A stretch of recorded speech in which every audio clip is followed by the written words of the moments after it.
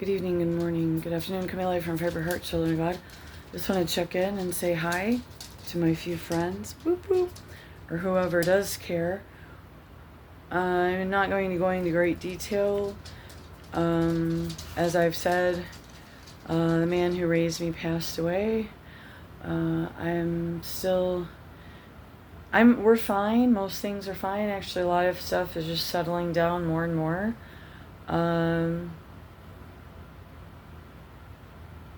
With the passing of two of my main troubles, but there's still obviously the one still brewing that was fabricated and false. I just need time, and I just wanted to share that because I think it would be rude not to, and that if you were worried about me or something, when you're raised in an atmosphere like I was, sometimes it hits some of us different than others. Some of us actually feel like we're horrible because we were sad the whole time and scared as early as we can remember, and had thoughts young, figuring out how are we going to get out of this, and it didn't look like we could until these people passed away. And for some of us, that's the truth. But to most, this just is making no sense. These are my personal testimonies, technically between me and Jesus. And always remember that God knows your truth no matter what.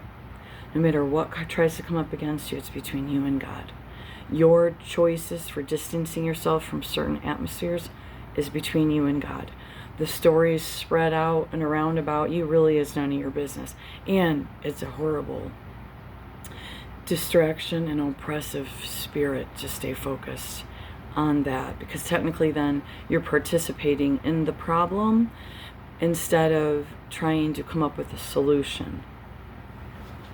Now, in the process, I've had a very interesting encounter in the garden with a very large gardener snake. It was around the time Tom was dying, and I will maybe go into those details more later.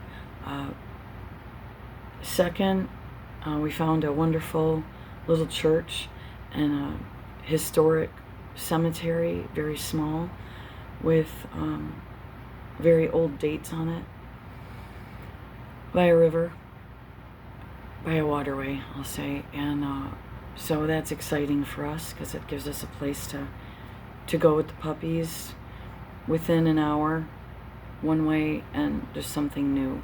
And they liked it. And we saw someone that worked at the church, and they said that was fine, that we can visit there and take a walk, just as long as we're obviously clean up, if that type of thing. That wasn't even discussed. We would never walk our dogs and let them doo-doo, especially in a historic cemetery by a church, and just leave it there. So anyhow, outside of doo-doos being left places, and you should always pick up your dogs when you can, when you know about it,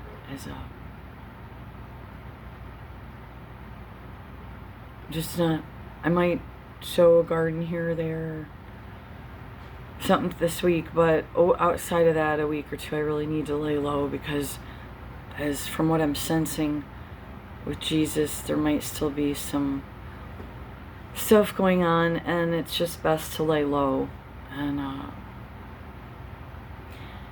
And actually, because also I have this thing with Facebook that I need to actually deal with, because what they're doing is illegal and it's against my constitutional rights.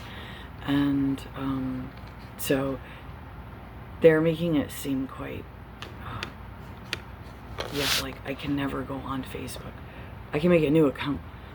So how did that go through, and why? Because I was actually on the side of victims, for whatever reason, victims of Facebook's carelessness, the company.